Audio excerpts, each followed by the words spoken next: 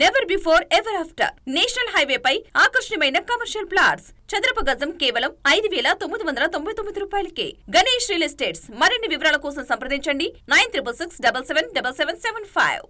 ఓవరాల్గా చూస్తే మాత్రం గ్రౌండ్ లెవెల్లో సిచ్యువేషన్ ఎంటైర్లీ డిఫరెంట్గా ఉందన్నది మన బీఆర్కే ప్రతినిధి చెప్తున్న దాని ప్రకారము. ఎవరైతే అక్కడ ఏజెంట్లు ఉన్నారో ఏజెంట్లను కూడా అక్కడ వాళ్ళు స్వేచ్ఛగా పని చేయనివ్వట్లేదు. ఒకే వ్యక్తి వెళ్ళి షర్ట్లు మార్చుకొని లేదా వాళ్ళకి సంబంధించిన డ్రెస్సులు మార్చుకొని వచ్చి అదే వ్యక్తి మరీ తిరిగి ఓట్లు వేస్తున్నారు అన్నది ఒక మాట అయితే, బయట నుంచి వచ్చిన వ్యక్తులు ఓట్లు వేస్తున్నారు తప్ప స్థానికులు ఎవరైతే ఉన్నారో వాళ్ళు ఓట్లు వేసే పరిస్థితి ప్రస్తుతం అక్కడ లేదు అన్నది ఒక రిపోర్ట్ అయితే మనకు అర్థమవుతుంది. మనతో పాటు ఇదే విషయం గురించి మాట్లాడడానికి వైసీపీ నేత బొట్ల రామారావు గారు మనతో పాటు ఉన్నారు. ఒకసారి ఆయనతో మాట్లాడే ప్రయత్నం చేద్దాం. Sir, good afternoon. Good afternoon. నమస్కారం అండి. నమస్తే సార్. ఏంటి పరిస్థితి అంటే 3 దశాబ్దాల తర్వాత, అంటే 3 దశాబ్దాల నుంచి కేవలం ఇక్కడ ఏమంటారు ఒక ఫోర్స్ఫుల్గా ఏకగ్రీవం చేసిన ఎన్నికలు ఈసారి స్వేచ్ఛా వాతావరణంలో ఎన్నికలు జరుగుతున్నాయి. ఆ ఎన్నికల్లో ప్రజలందరూ ఆనందంగా వచ్చి ఓట్లు వేస్తున్నారని టీడీపీ చెప్తుంది. ఎందుకు అలాంటి పరిస్థితి ఇన్ని సంవత్సరాలు ఉంది, ఇప్పుడు ఓట్లు వేసే పరిస్థితి ఉంది అంటే, ఎన్నికలు ఈసారి జరుగుతున్నాయి అంటే అక్కడ ప్రజాస్వామ్యం పరిగణిల్నట్ట లేకపోతే అక్కడ కూని చేయబడినట్ట? మీరు ఎలా చూస్తారు? ఒకటండి, పచ్చ కామర్లు వాళ్ళకి లోకం అంతా పచ్చగా కనపడుతుందంట. అంటే వాళ్ళు సంవత్సరం కాలంగా వాళ్ళు చేసినటువంటి పరిపాలన మనం చూసాం. రాష్ట్రంలో చంద్రబాబు నాయుడు గారి నేతృత్వంలో ఈ రాష్ట్రంలో ఎన్ని ఇబ్బందికరమైనటువంటి అరాచకమైనటువంటి పనులు, దుర్మార్గంగా ధ్వంసరచన చేసి ఏదైతే వైఎస్ఆర్ కాంగ్రెస్ పార్టీ సానుభూతి పరులు, నాయకులు, కార్యకర్తలు వాళ్ళ ఇళ్ల మీద దాడులు, అట్లాగే అధికారులు కూడా ఈ మధ్య రహస్యంగా సమావేశం జరుపుకొని ఏంటి ఈ రాష్ట్రంలో పరిస్థితి, అధికారుల మీద కూడా కేసులు పెట్టడం, అనవసరమైనటువంటి ఇబ్బందులు పెట్టడం, బెదిరింపులకు దిగటం, ఏదైతే అనధికారికమైనటువంటి పనులు కూడా చేస్తున్నారు, చట్ట వ్యతిరేక పనులని వాళ్ళు కూడా మాట్లాడుకుంటున్నటువంటి విధానము ఈ యొక్క ప్రభుత్వ పాలనకు నిదర్శనం. వీళ్ళు చెప్తున్నటువంటి గురువింద నీతులు మనం చూస్తా ఉన్నాం. ఇక్కడ మా ఎంపీ వైఎస్ అవినాష్ రెడ్డి గారిని అక్రమంగా అరెస్ట్ చేయించి రకరకాల పోలీస్ స్టేషన్లు తిప్పుతూ ఆయన్ను ఇబ్బంది పెట్టుతున్నటువంటి పరిస్థితి మనం ఒకవైపు చూసాం. రాయలసీమ డిఐజీ ఓఏ ప్రవీణ్ కుమార్ గారి ఆ యొక్క పూర్వ చరిత్ర చూస్తే ఆయన యొక్క విధానం అర్థమవుతుందండి. ఆయన ప్రకాశం జిల్లా ఎస్పీగా కూడా పనిచేశారు. ఆయన విధానం తెలుగుదేశం పార్టీ, ఆయన హాకీ చొక్కాగా మనకు కనపడుతుంది కానీ అది పసుపు చొక్కా అండి. ఆయన పసుపు చొక్కా వేసుకుని పనిచేసేటటువంటి అధికారి ఆయన. పరిస్థితి మీరు ఎలా చూస్తారు? ఇప్పుడు ఓవైపు మీరు చేస్తున్న ఆరోపణలు సరే, ఒకవైపు అది చూద్దాము. బట్ అదే సందర్భంలో ఎన్నడూ జరగని ఎన్నికలు ఇవాళ జరుగుతున్నాయి, ప్రజలందరూ సంతోషంలో ఉన్నారు. కానీ దాన్ని వైసీపీ వాళ్ళ తిప్పి చెప్పే ప్రయత్నం చేస్తుంది, దాన్ని వక్రీకరించే ప్రయత్నం చేస్తుంది అన్నది ఒక మాట చెప్తున్నారు. సో ఈసారి అక్కడ ఎన్నికలు జరగడం గ్రేట్ అని అనుకోరా? ఎన్నికల కమిషన్ వెబ్సైట్ లో కూడా తెలియకుండా కూడా ఇక్కడ లోకల్ గా అధికారులు పోలింగ్ స్టేషన్లను మార్చారు, అధికార దుర్వినియోగం చేసి, ఒత్తిడి చేసి. మనం చూసాం పులివెందులకు సంబంధించినటువంటి జడ్పీటీసీ 10,000 చిల్ల రోడ్లు ఉంటే దాంట్లో మేజర్ గా ఉండేటటువంటి పోలింగ్ స్టేషన్లు అన్నింటినీ కూడా 4 కిలోమీటర్లు, 2 కిలోమీటర్లు, 3 కిలోమీటర్లు మార్చినటువంటి విధానం ఒకటి. అట్లాగే మనం చూసాం బీటెక్ రవి యొక్క రాజ్యాంగేతర శక్తిగా ఆయన అనుసరిస్తున్నటువంటి వైఖరి మనం చూసాం.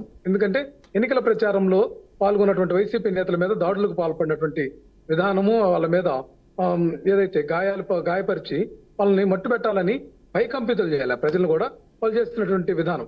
ఈ రోజు కూడా అండి బీటెక్ రవి తమ్ముడు ఆ మహిళల మీద దాడి చేసినటువంటి సంఘటన కూడా మనం చూసాం కదా. ఇక్కడ వెబ్ కాస్టింగ్ ఏదైతే ఉంటుందో ఎలక్షన్ కమిషన్ వెబ్ కాస్టింగ్ చేసేటటువంటి ఆ యొక్క వీడియోగ్రాఫర్లను కూడా నిలువరించి బంధిస్తున్నటువంటి పరిస్థితి వార్తలు అంతా ఉన్నాయి. నేనేం చెప్తున్నానంటే ఇక్కడ ఒకటేనండి, మంత్రి మండిపల్లి రామప్రసాద్ రెడ్డికి అసలు పోలింగ్ స్టేషన్ లో ఆయన పరిధి ఎక్కడండి, ఆయన ఓటు ఎక్కడుంది? రాయచోట్లో ఉంటే ఇక్కడ ఒంటిమిట్ట జడ్పీటీసీ పరిధిలో ఆ గ్రామాల్లో తిరుగుతూ భయభ్రాంతులకు గురి చేస్తూ వైసీపీ పోలింగ్ ఏజెంట్లు బయటకు లాగటం, బెదిరించడం, ఇక మంత్రి హోదాలో పోలీసులను ఉపయోగించి కూడా వీళ్ళు చేస్తున్నటువంటి దౌర్జన్య దమనకాండ మనం చూస్తా ఉన్నాం కదండి. ఇక్కడ గత కొంతకాలంగా ఇక్కడ ప్రజలను భయభ్రాంతులు గురి చేసి బయటకు రాకుండా ఏదైతే న్యూట్రల్ ఓటర్స్ ఉంటారో వాళ్ళనే టార్గెట్ చేసుకొని భయకంపితులు చేస్తున్నటువంటి వాతావరణం మనం చూస్తా ఉన్నాం. వైసీపీ ఏజెంట్లు బెదిరిస్తున్నారు. అట్లాగే దొంగ ఓటర్లను ఎక్కడ జమ్ముల మడుగు నుంచి తీసుకొచ్చి వాళ్ళకి అధికారులు లోబర్చుకొని డూప్లికేట్ ఐడి కార్డులు ఇచ్చి పంపిస్తున్నారు.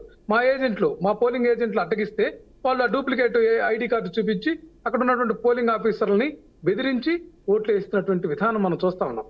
ఇంత అకృత్యం అండి. ఇది ప్రజాస్వామ్యమా లేకపోతే ఈ యొక్క రెడ్ బుక్ రాజ్యాంగమా లేకుంటే ఈ యొక్క కడపలో ఏ రోజు కూడా ఇంత దుర్మార్గ పరిస్థితి లేదు. ఈ రోజు తెలుగుదేశం పార్టీ వాళ్ళు ఏంటంటే మొట్టమొదటిసారిగా దౌర్జన్యం చేసి ఎట్లాగైనా సరే మా నాయకుడు వైఎస్ జగన్మోహన్ రెడ్డి గారి సొంత జిల్లా, సొంత నియోజకవర్గంలో ఏదో ఒక రూపేనా వాళ్ళు అసలు ఒకటేనండి, మా అభ్యర్థి గెలిచినా కూడా వాళ్ళు అనౌన్స్ చేసుకునే దాకా కూడా వాళ్ళ దుర్మార్గ చర్యలు ఉంటాయి అనేది కూడా మనకు అవగతం అవుతుంది వాళ్ళకి. కానీ కానీ కానీ Pre-planned టీడీపీ action. టీడీపీ చెప్తున్న మాట ఏదైతే మీరన్నట్టుగా జగన్మోహన్ రెడ్డి సొంత జిల్లా, సొంత నియోజకవర్గము, సొంత మండలంలో ఈయన ఓడిపోతే అది ఆయన ఖచ్చితంగా ఒక పట్టు తప్పింది, పట్టు జారిపోతోంది అన్న విషయం జరుగుతుంది. కాబట్టి ఇలాంటి గొడవలు సృష్టించి తద్వారా మీరు అధికార దుర్వినియోగంతోనే టీడీపీ గెలిచింది అనే విషయాన్ని ప్రజల్లోకి తీసుకెళ్లాలని ప్రయత్నం చేస్తున్నారు అన్నది ఒక మాట చెప్తున్నారు. సో ఎలాగో గెలిచే టీడీపీనే, ఆ గెలుపులో వైసీపీ కేవలం ఇలాంటి ఒక కార్యక్రమం పాల్పడడం ద్వారా ఆ ఓటమికి జస్టిఫికేషన్ ఇచ్చుకునే ప్రయత్నం చేస్తున్నారు అన్నది టీడీపీ మాట్లాడుతుంది. దాన్ని ఎలా చూస్తారు? నేను సీనియర్ జర్నలిస్ట్ మీకు ఒక ప్రశ్న అండి. ఎందుకంటే మొన్న ఇటీవల జరిగినటువంటి ఎన్నికల్లో, అసెంబ్లీ ఎన్నికల్లో 2024 ఎన్నికల్లో కేవలం 2000 ఓట్లు మాత్రమే తెలుగుదేశం పార్టీకి వచ్చాయి. మా పార్టీకి 6000 ఓట్లు వచ్చాయి. మరి అంత వ్యత్యాసం ఉన్నప్పుడు తెలుగుదేశం పార్టీ గెలుచుద్దని ఎట్లా చెప్తారండి? మొన్న 3 పార్టీలు కూటమి కలిసింది, అట్లాగే ఇండైరెక్ట్ గా షర్మిల గారి మద్దతు కూడా వాళ్ళకే ఉంది. అటువంటి పరిస్థితుల్లోనే వాళ్ళు సాధించిన ఓట్లు, కూటమి అభ్యర్థి సాధించిన ఓట్లు 2000 ఓట్లు అయితే ఈ రోజు ప్రజల్లో వ్యతిరేకత వచ్చింది 1 ఇయర్ తర్వాత తెలుగుదేశం పార్టీ మీద. ఎందుకంటే వాళ్ళు ఇచ్చినటువంటి సూపర్ 6 కానీ 117 హామీల అమల్లో కానీ అన్ని విఫలమయ్యారు. ఇచ్చినటువంటి అరాకొరా కూడా ప్రజలకు సక్రమంగా అందట్లేదు. ఏదో ఒక సాకుతోటి లబ్ధిదారుల సంఖ్య, అర్హులైనటువంటి లబ్ధిదారులందరినీ కూడా లక్షల్లో కోత విధిస్తున్నటువంటి పరిస్థితి అందరికి తెలిసిపోయింది. కానీ ఎక్కడో చోట అక్రమంగానైనా సరే ఇప్పుడు ఉన్నటువంటి మా అధికార బలాన్ని ఉపయోగించుకొని ఆ పులివెందులు అంటే అందరు రాష్ట్రం అంతా కూడా అది సెన్సేషనల్ ప్రదేశం. ఎందుకంటే ఓటు మెరుగినటువంటి నాయకులు, మా నాయకుడు రాజశేఖర రెడ్డి గారు కానీ, తర్వాత విజయమ్మ గారు కానీ, ఆ కుటుంబం కానీ, జగన్మోహన్ రెడ్డి గారు కానీ ఆ పోటీ చేసి తీసుకొస్తున్నటువంటి విధానం అక్కడ అభివృద్ధి కూడా అండి. ఎవరు చేయలేనంత అభివృద్ధిని ఆ ప్రాంతంలో చేసినటువంటి పరిస్థితి కూడా మనకు తెలుసు.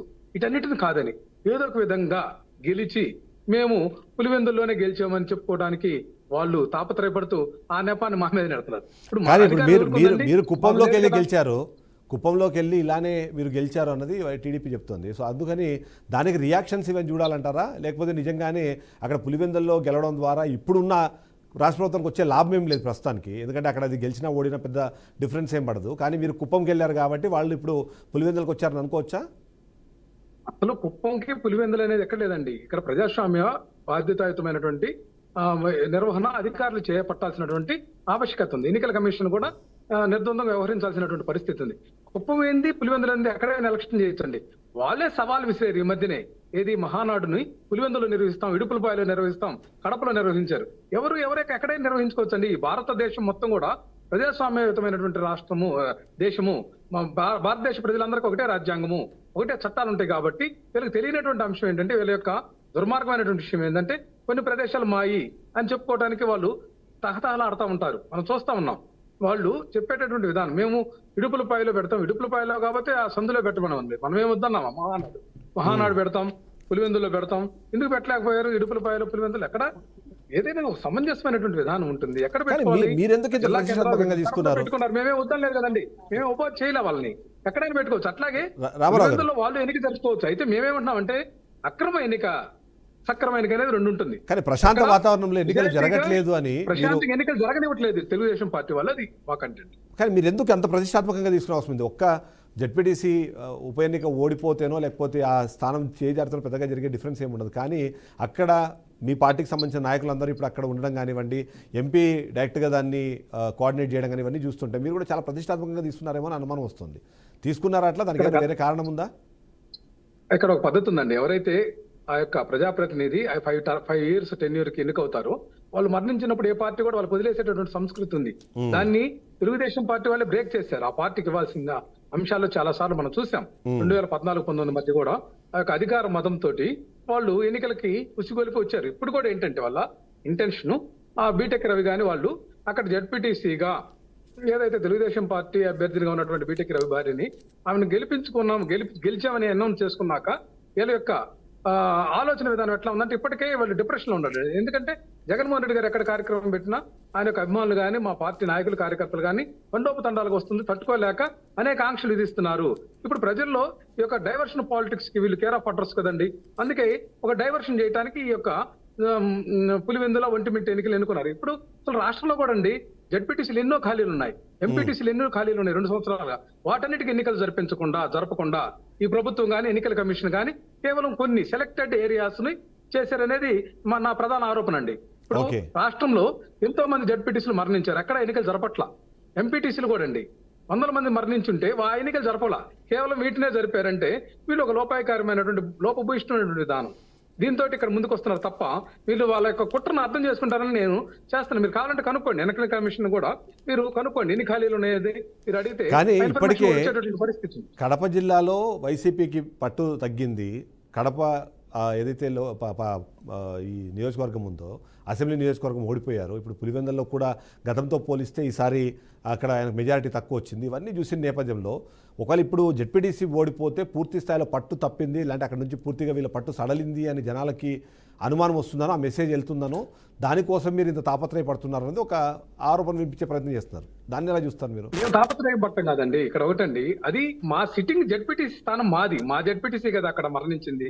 మా స్థానం కోసం మేము పోటీపడి మేము గెలుపొందాలని మేము తాపత్రయపడుతున్నాం అనేది కరెక్ట్ కాదు కదండి. తాపత్రయపడుతుంది దుర్మార్గంగా తెలుగుదేశం పార్టీ ఇక్కడ. ఇది క్లియర్ అండి. ఎందుకంటే జెడ్పీటీసీ పదవి ఎవరిది? మాది కదా అది ప్లేస్.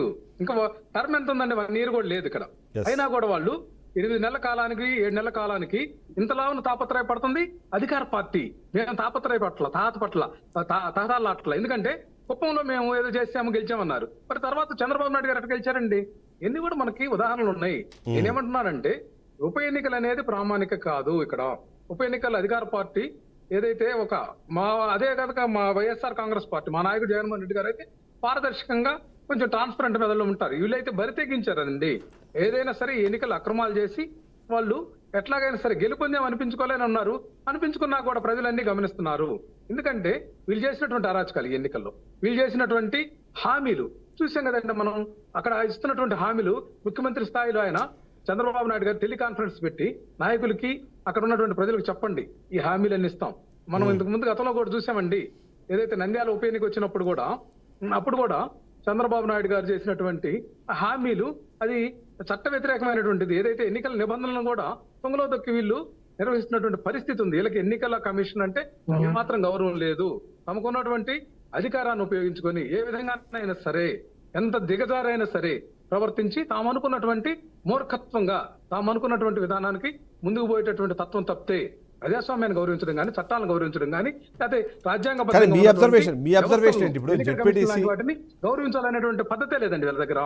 మీ అబ్జర్వేషన్ ఏంటి చెప్పండి? జెడ్పీటీసీ ఎన్నికలు ఎలా జరుగుతున్నాయి అంటారు? మీరు అన్నట్టుగా పూర్తి స్థాయిలో అధికార దుర్వినియోగమే జరుగుతుందా, లేకపోతే ప్రజలు ఇప్పటికే వైసీపీని అంటే అధికారం నుంచి దించేశారు ఈ జెడ్పీటీసీ స్థానం కూడా? ఎందుకంటే ఇప్పుడు వీళ్ళు చెప్తున్న ప్రకారం ఇప్పుడు ఆల్రెడీ అధికారంలో ఉంది కూటమి. ఇప్పుడు జెడ్పీటీసీ స్థానాన్ని వైసీపీకి ఇవ్వడం ద్వారా వచ్చే లాభం లేదు కాబట్టి అది కూడా కూటమికి ఇస్తే ఎంతో కొంత అభివృద్ధి జరుగుతుందని ఏమైనా ఆలోచనలో ఉన్నారా ఏంటి? ఎలా చూస్తారు మీరు దాన్ని? ప్రజలు మా వైపు ఉన్నారండి, వైఎస్ఆర్ కాంగ్రెస్ పార్టీ వైపు ఉన్నారు. అయితే వాళ్ళ భయభ్రాంతులు చేశారు.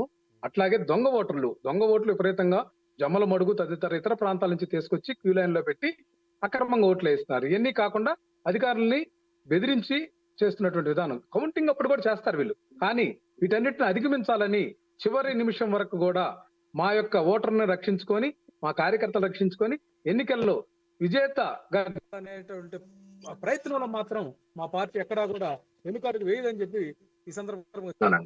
సో రామారావు ఫైనల్గా చెప్పండి, రిజల్ట్ ఏమైపోతుంది, ఏముండే అవకాశం ఉందంటారు? 2 జెడ్పీటీసీ స్థానాలు ఏం జరుగుతాయి? మీరు చెప్తున్నట్టుగా ఇప్పటికీ అధికార దుర్వినియోగం జరిగిందంటున్నారు, అక్కడ రిగ్గింగ్ జరుగుతోంది అంటున్నారు, పూర్తి స్థాయిలో అందరినీ ఇబ్బంది పెట్టి పోలింగ్ చేస్తున్న నేపథ్యంలో ఫైనల్ రిజల్ట్ ఏమై ఉండే అవకాశం ఉందంటారు?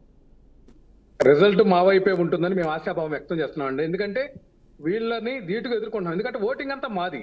వీళ్ళు ఎన్ని అక్రమాలు చేసినా వాటిని మా యొక్క ఒరిజినల్ ఓట్లని అధిగమించకుండా మేము కనీసం కాపాడుకునే ప్రయత్నం చేస్తున్నాం. మరి రిజల్ట్ రోజు వీళ్ళు చేసినటువంటి ఈవీఎంలు మోసాలు ఉన్నాయి కదండి, అదే విధానంలో ఏదన్నా అక్కడ కూడా రిటర్నింగ్ ఆఫీసర్ని, ఎన్నికల అధికారులని బెదిరించి వాళ్ళు అనౌన్స్ చేసుకుంటారేమో మనం గమనించాలి. కానీ నిజంగా కనుక నిజాయితీగా కనుక ఎక్కడైనా సరే నిలబడితే మాక్సిమం మేమే గెలుపొందడానికి ఖచ్చితంగా అనుకూలమైనటువంటి పరిస్థితులు, అవకాశాలు ఉన్నాయి.